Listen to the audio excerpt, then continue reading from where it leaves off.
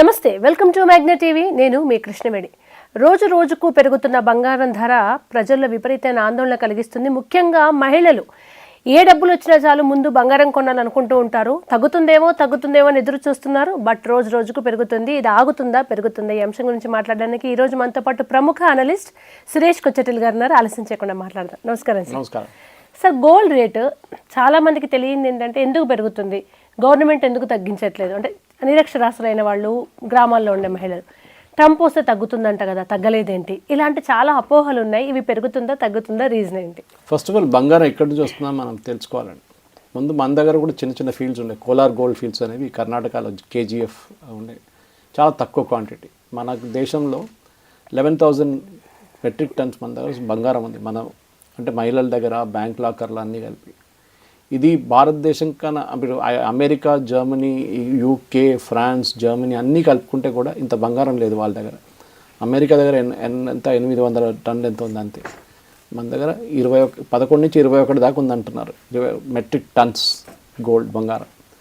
ఈ బంగారం మేజర్లు వచ్చేది సౌత్ ఆఫ్రికా నుంచి. అక్కడ దాన్ని తవ్వి తీసి అక్కడి నుంచి ఇది రిఫైన్ చేయడానికి అక్కడే చేస్తారు. ఒక్కొక్కసారి రిఫైన్ చేయకుండా దుబాయ్కి తీసుకొస్తారు. Dubai trading post. దుబాయ్లో ఏం చేయరు, వాల్యూ అడిషన్ ఏం లేదు, అక్కడి నుంచి డిస్ట్రిబ్యూట్ అవుతుంది గోల్డ్ అన్నమాట. దీనికి వరల్డ్ గోల్డ్ కౌన్సిల్ అని చెప్పి ఒక పెద్ద ఆర్గనైజేషన్ ఉంది. ఇదంతా వాళ్ళే మెయింటైన్ చేస్తారు కంప్లీట్గా. స్టాండర్డ్స్ కానివ్వండి, 24 క్యారెట్ ఏంటి, 22 క్యారెట్ ఏంటి, 18 క్యారెట్, ముందు 18 క్యారెట్ ఉంటుండే ఒక టైంలో, 786 అది అన్ని స్టాండర్డ్స్ అంతా వాళ్ళు సెట్ చేస్తారు, హాల్ మార్క్ చేయడం అంతా. సో వరల్డ్ గోల్డ్ కౌన్సిల్ కూడా దీని వాళ్ళకు కూడా దీంట్లో ఒక చేయండి రేట్ల గురించి. దీని బేసిక్లీ ముందు 2024 దాకా London inter bank offered rate అని లిబో అనే ఒక కాన్సెప్ట్ ఉండే. లండన్లో ఉన్న ఒక ఎక్స్చేంజ్ సిస్టమ్ అనమాట. ఇంట్రెస్ట్ రేట్ ఎంత ఛార్జ్ చేయాలి, వాళ్ళ దగ్గర బంగారం కూడా వాళ్ళ దగ్గరే కంట్రోల్ చేస్తుండే. బంగారం మన దగ్గర ఎంత తగ్గించడం మనది బేసిక్లీ మన దగ్గర వస్తున్న ట్యాక్స్ ఒకటే ఉంటుంది ఎక్కువ. మిగతా అంతా బయట నుంచి వచ్చేది బంగారం. మన దగ్గర భారతదేశంలో బంగారం అసలు చాలా తక్కువ ఒరిజినల్ గోల్డ్. ఇక్కడ వచ్చిన తర్వాత దాన్ని తయారు చేసి బ్యాంగిల్లో తయారు చేయడమో, చైన్లు చేయడమో, మిగతా ఏదైనా కానివ్వండి, అదన్నీ ఇక్కడ నడుస్తుంది. కానీ వచ్చేది అక్కడి నుంచి, బయట నుంచి. అది కూడా మనకు తెలుసు. 24 క్యారెట్లు ఉంటే మనం దాన్ని వాడుకోలేము, ఎందుకంటే అది మ్యాలబుల్ కాదు, దాన్ని బెండ్ చేయలేము, ప్యూర్ గోల్డ్ అయిపోతుంది. బిస్కెట్గా వాడుకోవచ్చు, మీరు లాకర్లో పెట్టుకుని దాని విలువ బ్యాంకులు. ఇప్పుడు బ్యాంక్స్ వాళ్ళు కూడా అదే ఎక్కువ ఆఫర్ చేస్తున్నారు. సో తగ్గాలంటే మెయిన్లీ మన దగ్గర ఉన్న వ్యాట్ కానివ్వండి, మన దగ్గర ఉన్న ట్యాక్సెస్ అది ఉన్నది కొంచెం తగ్గించవచ్చు. కానీ అది కూడా గవర్నమెంట్ ఎక్కువ తగ్గించరు, ఎందుకంటే గోల్డ్ మీద కూడా ఒక పట్టు ఉండాలని గవర్నమెంట్కి ఉంది. చాలామంది కొనుక్కుంటారు అంటారు. మీరు చెప్పినట్ల పేదోళ్ళు కూడా ఉన్నారు, మహిళలు ఊర్లలో చాలామంది ఉంటారు.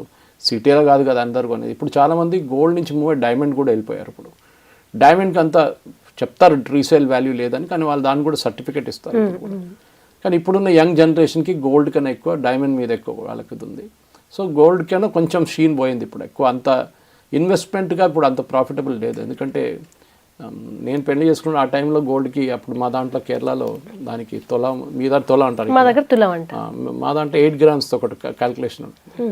ఓకే, ఆ 8 గ్రామ్స్కి ఇంత రేట్ అని ఉంటుంది. అప్పుడు ఆ టైంలో 12,000 రూపాయలు ఉండే. ఇప్పుడు చూడండి రేట్ ఎంత అయిందన్నది. ఓకే, సో పెరుగుతూనే ఉంటుంది రేట్, దాంట్లో తగ్గడం. కానీ గోల్డ్కి అప్పుడు ఇన్వెస్ట్ చేసిన వాళ్ళకి ఇప్పుడు ప్రాఫిట్ ఉంటుంది. కానీ ఇప్పుడు 80,000 నుంచి 90,000 లేకుండా 88 నుంచి 92కి వెళ్ళేది, ఎక్కువ ప్రాఫిట్ లేదు. ఈ 1,00,000 అవుతుందంటారు, అవుతుందా సార్? 1,00,000 కూడా కావచ్చు.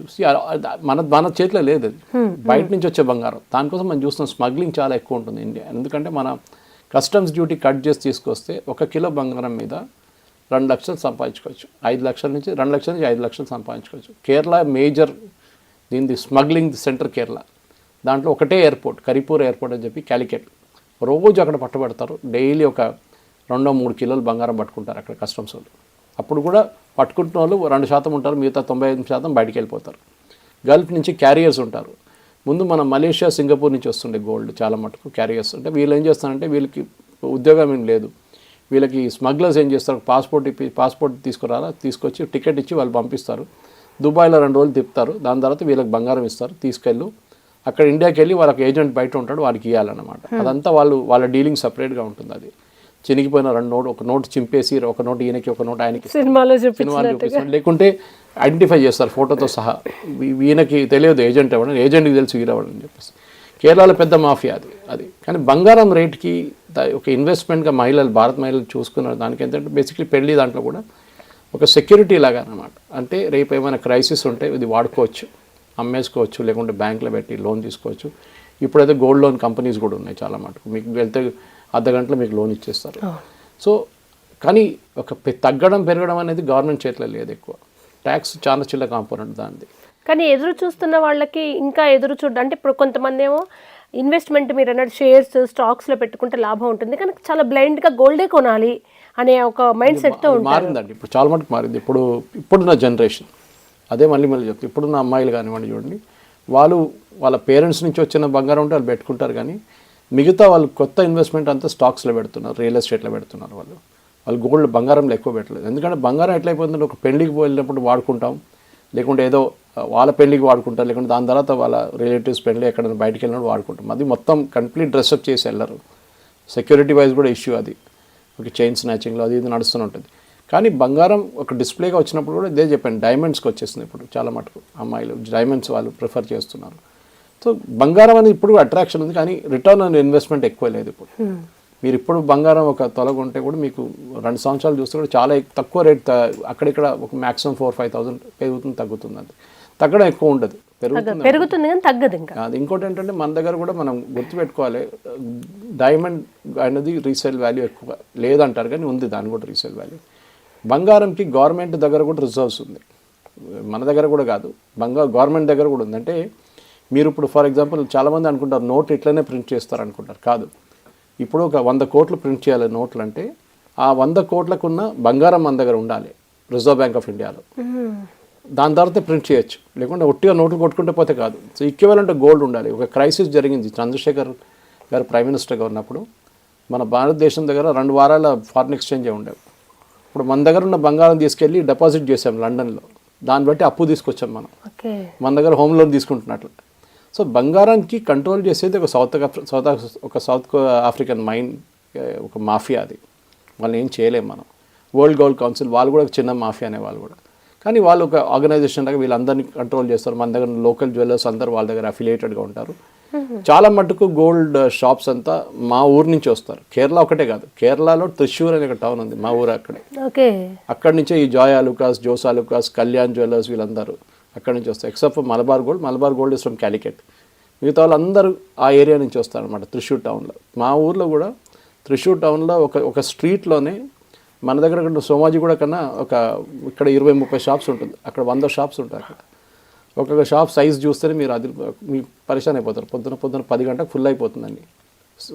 కూర్చోడానికి స్పేస్ కూడా ఉండదు అనమాట.